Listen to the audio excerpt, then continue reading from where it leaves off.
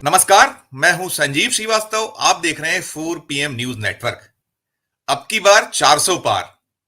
BJP अकेले अपनी दम पर 370 या उसके पार। मध्य प्रदेश में सभी 29 सीटें भारतीय जनता पार्टी को चाहिए। यह नारा प्रधानमंत्री नरेंद्र मोदी का है। यह संकल्प अमित शाह का है।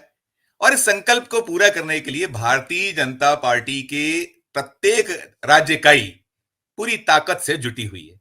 मध्य प्रदेश में भी इस बार 29-0 के लिए बीजेपी कोई कोर कसर नहीं छोड़ी। और इसी क्रम में जैसी देश भर में विरोधी दलों को तोड़ने फोड़ने का क्रम चल रहा है, वैसे ही क्रम कुछ मध्य प्रदेश में भी चल रहा है। और मध्य प्रदेश में इसी क्रम के तहत आज बीजेपी ने एक बड़ी सेंधमारी कांग्रेस के खेमे में की है। कांग्रेस खेमे में बड़ी सेंधमारी के तहत आज पूर्व केंद्रीय मंत्री, जो नेहरू गांधी परिवार के बेहद करीबी नेताओं में शुमार रहे हैं, सुरेश पचौरी को तोड़ लिया गया है।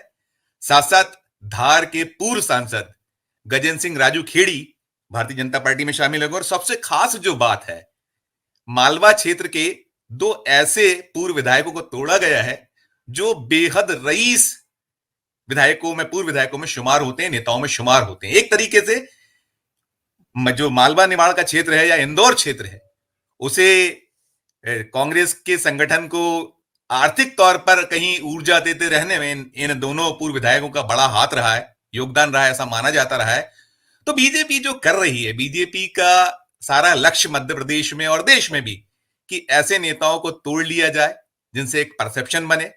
और खासकर आर्थिक सेंधमारी, जो दो पूर्व विधायकों को मैंने बात की, एक संजय शुक्ला और दूसरे हैं विशाल पटेल, ये दोनों करीब 250 करोड़ से ऊपर के आसामी हैं। इनकी जो घोषित संपत्ति, इन्होंने जो विधानसभा के चुनाव लड़ते समय अपनी संपत्ति घोषित की थी, तो एक बड़ी दौलत के मालिकों को आज बीजेपी ने तोड़ा है। और ये वो विधायक हैं, इनमें संजय शुक्ला वो विधायक हैं जिन्होंने हाल ही में मध्य प्रदेश विधानसभा के जो 2023 के चुनाव थे, कैलाश विजयवर्गीय के सामने ताल ठोकी थी। और आज वही कैलाश विजयवर्गीय संजय शुक्ला की पीठ थपथपाते, उन्हें गले में भगवा पहनाते नजर आए हैं।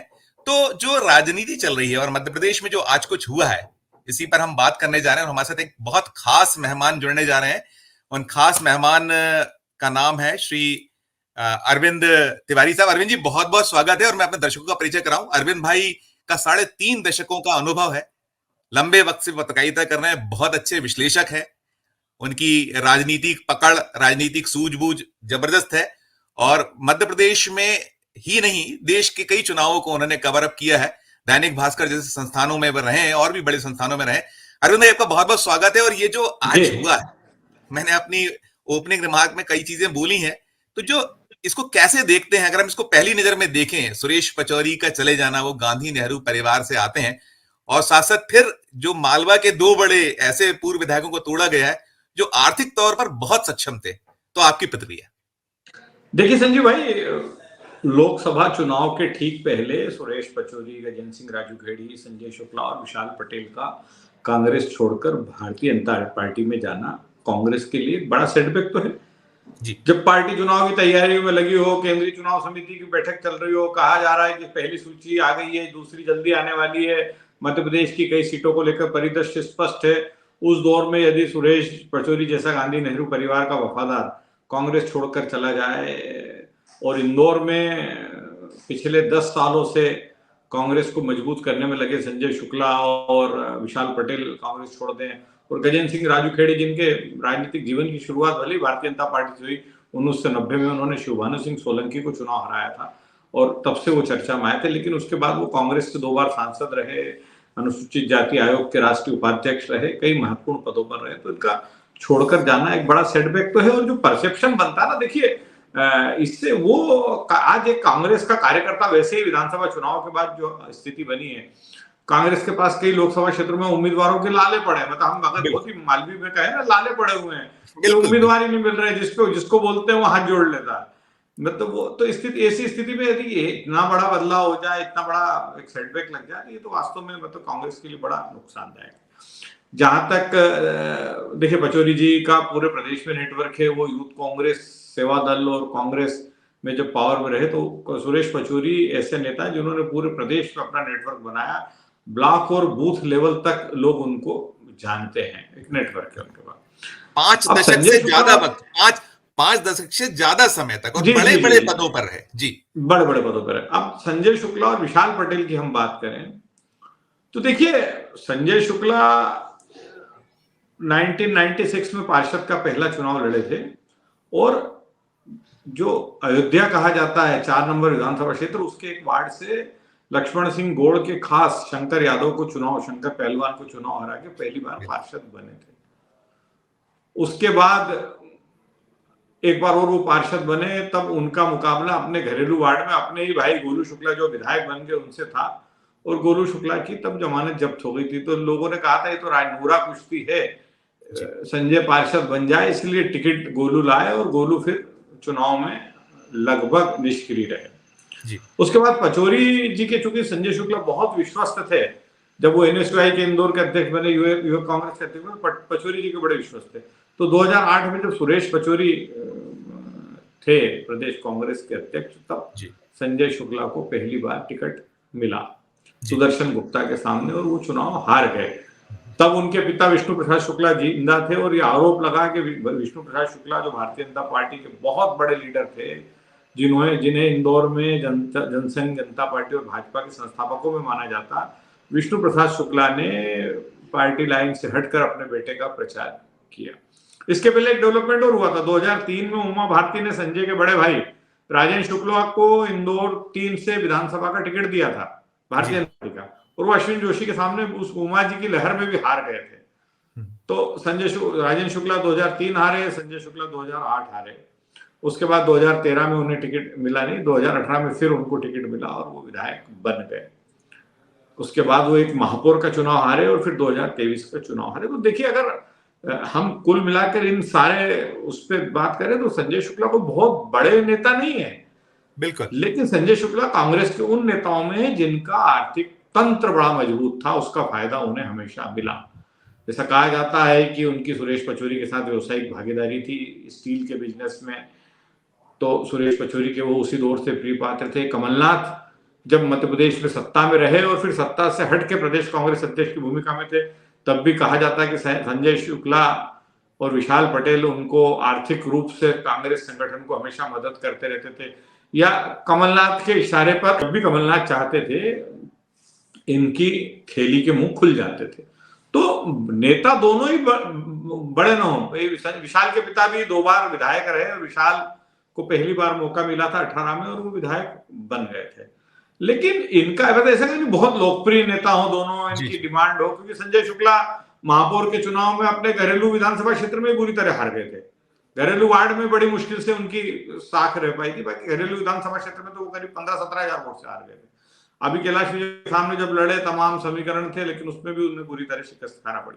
तो दोनों कोई बड़े नेता नहीं है, लेकिन मैंने आपसे कहा ना कि भाई शुक्ला परिवार इंदौर का, बाणगंगा वाले बड़े भैया का परिवार, तो एक नाम। फिर 3 भाई चुनाव लड़ लिए, एक भाई विधायक नहीं बन पाया, दूसरा एक बार विधायक बना फिर हार गया, तीसरा भाई इस बार विधायक बन गया। तो मतलब बड़ा नाम तो है, भले ही राजनीतिक वजन उतना ना हो, लेकिन परिवार का नाम बड़ा है विष्णु प्रसाद शुक्ला के, और इसलिए था। विशाल पटेल तो जगदीश पटेल के बेटे, जगदीश पटेल कमलनाथ जी के खास हो। उस जमाने में जब कांग्रेस में गिने चुने नेता धनाढ्य होते थे, उस जमाने में जगदीश पटेल एक बड़े धनाढ्य नेता गिने जाते थे, वो था।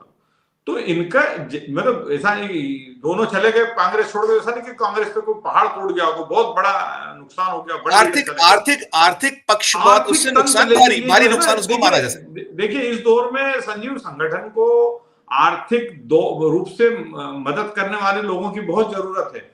क्या स्थिति हम जान रहे हैं। तो उस स्थिति में यदि ये 2 मजबूत समृद्ध नेता यदि पार्टी छोड़कर चले गए, तो ये मतलब इंदौर में ये कहा जा रहा है, आज सुबह से मेरी कई लोगों से बात हुई, कि जो कांग्रेस की आर्थिक रीढ़ की हड्डी थी वो टूट गई। ये एक फर्स्ट हैंड रिएक्शन है मेरी। कई कांग्रेस के नए पुराने नेताओं से बात हुई, तो उनका कहना था कि इनका कोई बहुत वैसा नुकसान नहीं होगा कि ये कोई इनके जाने से कांग्रेस कोई लोकसभा चुनाव में 10-20 लाख वोट से हार जाएगी, 5 लाख से पिछली बार हारी थी, 10 लाख से इस बार हार जाएगी, ऐसा कुछ नहीं है।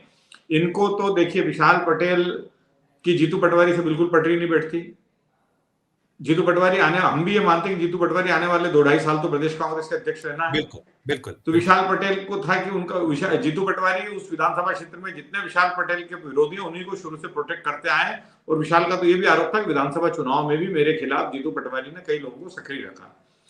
अब जीतू पटवारी के अध्यक्ष रहते, विशाल के लिए तो कोई संभावना नहीं थी। अब बीजेपी में चले गए तो चलिए, जो छोटे मोटे काम है अपने समर्थकों के वो होते रहेंगे, थोड़ी पूछ परख रहेगी। सत्ता पक्ष, पूर्व विधायक हैं, फिर सत्ता पक्ष जुड़ गए। संजय के साथ ये जरूर है कि उनका राजनीति से ज्यादा आर्थिक तंत्र उनका प्रभावित हो रहा था। उनके पास बड़े बड़े रियल एस्टेट के कारोबार मैं है।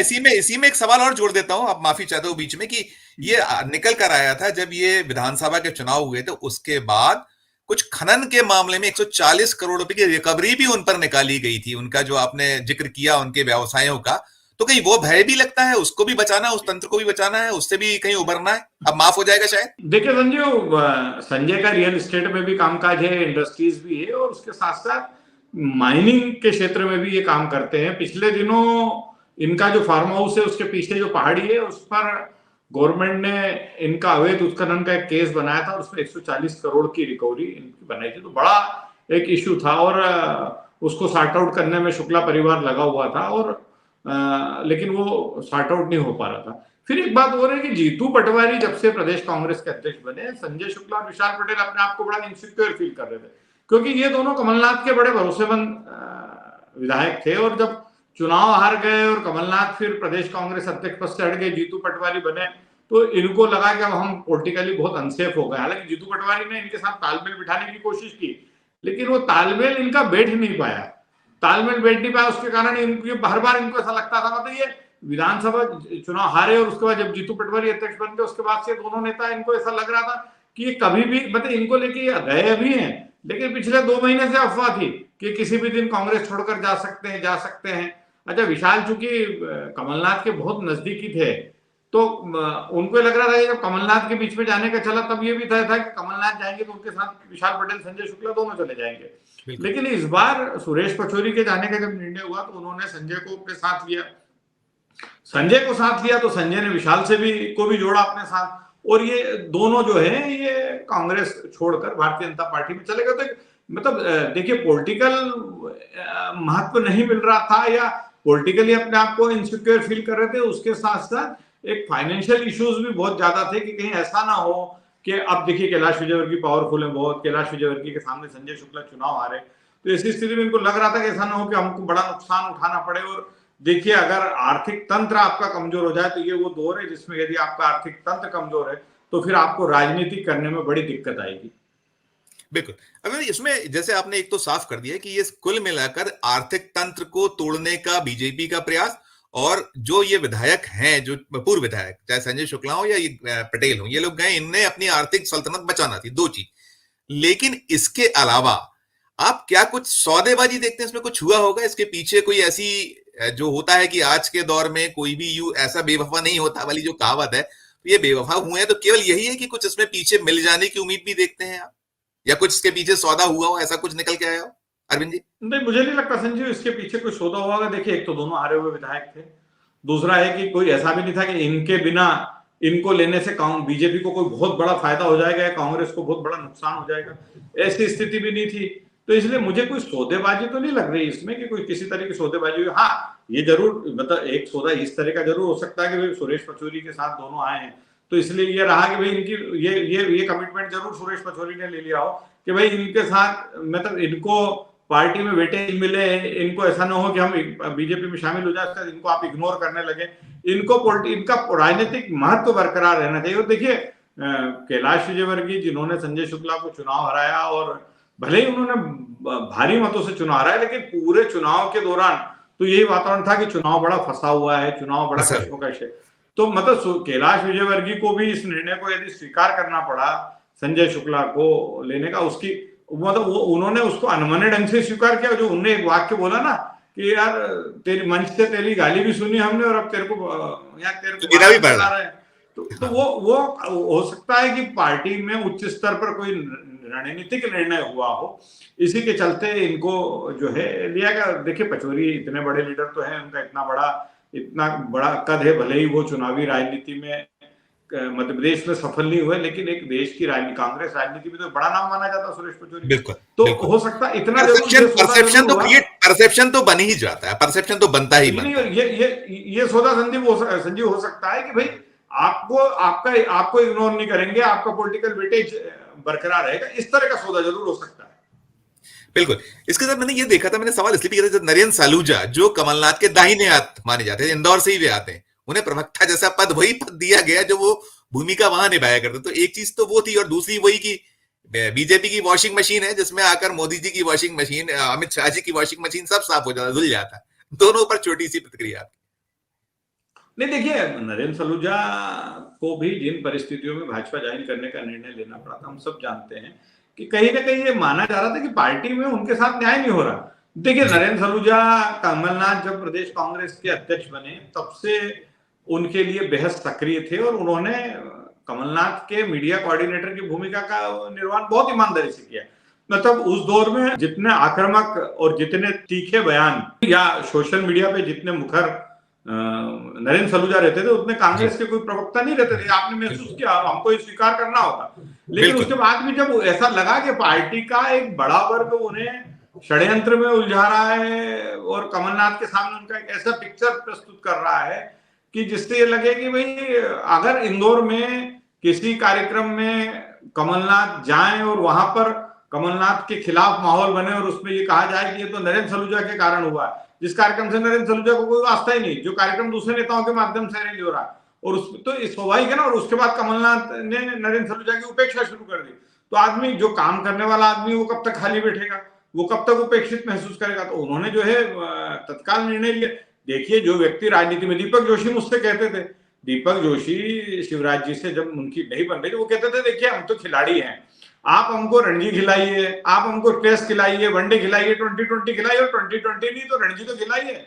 यदि आप हमको खिलाएंगे ही नहीं तो हम खाली बैठ के क्या करेंगे, तो फिर जहां हमारे लिए खेलने का मौका है हम वहां जाके अपना खेल दिखाएंगे। तो नरेंद्र सलूजा ने भी वही किया कि उसको लगा कि यहाँ तो कुछ है ही नहीं और यहाँ काम की कदर नहीं हो रही है, तो भारतीय जनता पार्टी को। आज आप देखिए भारतीय जनता पार्टी में जो प्रवक्ताओं की सूची है या जो प्रवक्ता कार्यशील है संजीव भाई, उसमें कहीं ना कहीं नरेंद्र को पूरा महत्व मिल रहा है। एक चीज और भी इसमें है कि जैसे धार को रोका गया था, इंदौर तो साफ है, इंदौर तो दूर दूर तक कहीं है ही नहीं, कोई वो नहीं, लेकिन धार सीट का होल्ड किया जाना, गजेंद्र सिंह राजू खेड़ी को लिया जाना, इसमें कोई तारतम्य आप देखते हैं? कुछ ऐसा लगता है कि कहीं कोई उसको लेकर कुछ हुआ होगा, या क्या पीछे इसकी वो होगी, क्योंकि 29 पूरी जीतना है। देखिए संजीव, धार से छत्र सिंह दरबार का टिकट बदलना तय है। उम्र दराज हो चुके हैं, 2 बार वो सांसद रह लिए हैं और पार्टी के बहुत वरिष्ठ नेता हैं, तो उनका टिकट तो कटना तय है। अब वहां पर पार्टी, अगर अपन नए चेहरों की बात करें तो जयदीप पटेल पिछला विधानसभा चुनाव हार गए और बुरी तरह हारे। एक नाम चल रहा है शिवराम बर्मन का, जो मनावर से विधानसभा चुनाव हारे, लेकिन वो भी हारे हुए नेता हैं और अभी बहुत कम उम्र है उनकी। रंजना बघेल विधानसभा चुनाव के दौर में जिस तरह से मुखर हुई थी और कैलाश विजयवर्गीय के खिलाफ उन्होंने मोर्चा खोला था, तो मुझे नहीं लगता, और इन दिनों पार्टी में मुझे लग रहा है कि रंजना बघेल जैसे नेताओं को अब साइडलाइन करना शुरू कर दिया गया है। तो ऐसी स्थिति में गजेंद्र सिंह राजू खेड़ी कोई बड़ी बात नहीं कि भारतीय जनता पार्टी के उम्मीदवार धार क्षेत्र से हो जाएं, क्योंकि गजेंद्र सिंह राजू खेड़ी उस इलाके के समीकरण को बिल्कुल अच्छे से जानते हैं। उनको वहां पर उनका भारतीय जनता पार्टी में भी अच्छा नेटवर्क है और एक मतलब सरल छवि वाले नेता माने जाते हैं, तो उनको स्वीकार करने में मुझे लगता है अभी वहां धार जिले का जो भारतीय जनता पार्टी का स्थापित नेतृत्व है उसको भी मुझे लगता है कि उनको स्वीकार करने में कोई दिक्कत नहीं होगी। बिल्कुल हो सकता है गजेंद्र सिंह उम्मीदवार हो सकते हैं धार। जी उम्मीदवार हो सकते हैं। अब ये कैसे देखते हैं, सुरेश पचौरी जी को ये माना जाता रहा, उनकी खासकर एक वो 4 बार के राज्यसभा के सदस्य रहे, नरसिम्हा राव सरकार में मंत्री रहे, मनमोहन सरकार में मंत्री और अच्छे महत्वपूर्ण दायित्व रहे, रक्षा राज्य मंत्री जैसा स्वतंत्र प्रभार का कार्यभार उनके पास रहा, डीओपीटी रहा उनके पास में, संसदीय कार्य विभाग रहा, और साथ में उनकी जगह जगह उपयोग किया गया। तो लेकिन जो चुनावी राजनीति है, चाहे भोपाल लोकसभा से उन्हें लड़ाया गया हो या इसके अलावा भोजपुर से टिकट दिया, उसमें वो हारते रहे। तो ऐसे में उनकी उपयोगिता को भाजपा कैसे उनका उपयोग कर सकती है? उनपे एक ये दाग है कहीं ना कहीं कि वो खुद अपना चुनाव नहीं जीत पाते, वो कांग्रेस के किस काम के थे और बीजेपी चलेंगे तो किस काम के होंगे, उसे कैसे देखते हैं? देखिए उसमें साथ साथ एक ब्राह्मण लीडर है, वो ब्राह्मणों के बड़ा चेहरा है, वो उनका कांग्रेस में एक उस रूप में देखा भी जाता है, तीनों चीजों। देखिए संजीव, कांग्रेस में भले ही चुनाव भले ही सुरेश पचौरी नहीं जीत पाए, लेकिन एक अच्छे रणनीतिकार हैं वो जी। कांग्रेस का बड़ा ब्राह्मण चेहरा थे भाई। श्यामाचरण शुक्ला, विद्याचरण शुक्ला के बाद कांग्रेस के पास कोई बड़ा ब्राह्मण चेहरा। लेकिन मुझे लगता है कि जिस तरीके से दिग्विजय सिंह उनको निपटाने में लगे हुए थे, और चाहे वो भोपाल की राजनीति हो, होशंगाबाद की हो, विदिशा की हो, सीहोर की हो, दिग्विजय सिंह निपटाने में उनको लगे हुए थे, उससे वो बहुत आहत थे और उनको ऐसा लग रहा था कि कमलनाथ आखिर क्यों मुझे प्रोटेक्ट नहीं कर पाते हैं। जैसे विधानसभा चुनाव के दौर में जब इंदौर आए थे तो कुछ टिकटों को लेकर मतलब बड़ी बात चल रही थी, तो उनका कहना था ये सबको मालूम है कि लोग चुनाव नहीं जीत सकते हैं और ये चुनाव क्यों लड़ रहे हैं ये भी सबको मालूम है। इसके बावजूद भी पार्टी ने अगर उनको टिकट दिया, इसका मतलब कहीं ना कहीं पार्टी के नेता मिले हुए आपस में, बड़े नेता तालमेल कर लेते हैं। तो वो बड़े दुखी थे, वो भी उस समय भी मेरी उनसे बात हुई थी। तो देखिए वो उनका उपयोग अब लोकसभा चुनाव के बाद मुझे लगता है कि कहीं ना कहीं उनका उपयोग होगा। हो सकता है कि प्लानिंग कमीशन जैसे मध्य प्रदेश गवर्नमेंट का है, या और भी अपने मध्य प्रदेश सरकार के पास कई ऐसे प्रकल्प है जहां पर पचौरी का उपयोग हो सकता है। दूसरा ये कि कोई बड़ी बात नहीं कि भाई कहीं ना कहीं पार्टी उनका राष्ट्रीय स्तर पर उपयोग करे। उपयोग किसी नेता का कैसा उपयोग करना है संजीव, ये तो no doubt Bharatiya Janata party बहुत अच्छे से कांग्रेस से कई कोस आगे है, कई कदम आगे हैं कि किसी नेता का कैसा बेहतरीन उपयोग करना। तो हो सकता है कि सुरेश पचौरी को उसका मौका मिले और वो एक अलग भूमिका में नजर आए। बिल्कुल बिल्कुल, अभी तो राज्यसभा भी खाली होने वाली है, तो आप जो कह रहे हैं तमाम संभावनाओं का खुला हुआ है। अभी जब सिंधिया का यदि गुना से जीत ले तो एक राज्यसभा की सीट खाली होगी। अंतिम सवाल करूंगा अरविंद भाई कि अभी एक तो कैलाश विजयवर्गीय ने कहा है कि ये तो अभी शुरुआत है, अभी तो इंदौर से और आएंगे, और मध्य प्रदेश में भी कुछ आप देखते हैं, क्योंकि अभी देखिए बार बार बीजेपी या उसके रणनीति का नेतागण कह रहे हैं कि छिंदवाड़ा एपिसोड भी खत्म नहीं हुआ है। तो फाइनल टिप्पणी आपकी कि अभी और क्या डेंट और क्या जो कह लीजिए कि झटके बीजेपी कांग्रेस को बड़े दे सकती है? फाइनल जवाब।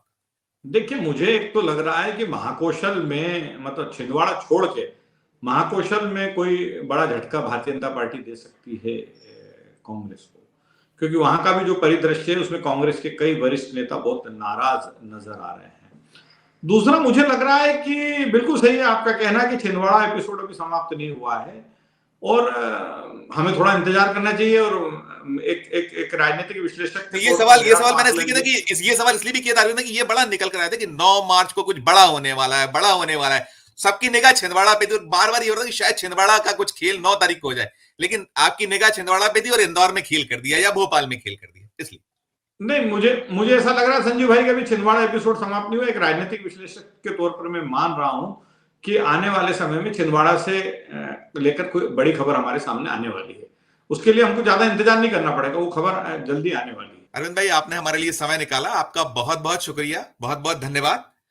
तो ये थे अरविंद तिवारी जी, जिन्होंने स्पष्ट किया कि क्या कुछ इसके पीछे जो हुआ है, आज जो दल बदल हुआ है, सुरेश पचौरी गए हैं, इंदौर के 2 पूर्व विधायक गए हैं और भी नेतागण गए हैं, तो क्या कुछ रिपरकशंस इसके हो सकते हैं, उस पर उन्होंने बड़े तफसील से प्रकाश डाला और साथ साथ ये भी संकेत दे दिए हैं कि अभी खेल खत्म नहीं, और बीजेपी भी यही कह रही कि खेल अभी बाकी है, ये तो शुरुआत है, देखिए आगे आगे होता है क्या। और मुझे लगता है कि कांग्रेस को अपना घर बचाने के लिए और ये जो लोकसभा चुनाव के ठीक पहले जो इतने बड़े झटके लग रहे हैं, इसे रोकने के लिए जरूर कुछ करना होगा। भले ही जो नेता जा रहे हैं उनको ये कहकर कांग्रेस खारिज कर दे कि ये कोई ऐसे दमदार नेता नहीं थे जो अपना चुनाव नहीं जीत पा रहे थे, वो हमारे लिए काम नहीं आ रहे थे, वो बीजेपी के लिए क्या काम आएंगे, ये अलग बात है। लेकिन भारतीय जनता पार्टी जिस तरीके का परसेप्शन खड़ा कर रही है और जिस तरीके से मध्य प्रदेश में भी कांग्रेस को एक के बाद एक झटके दे रही है, तो कहीं ऐसा ना हो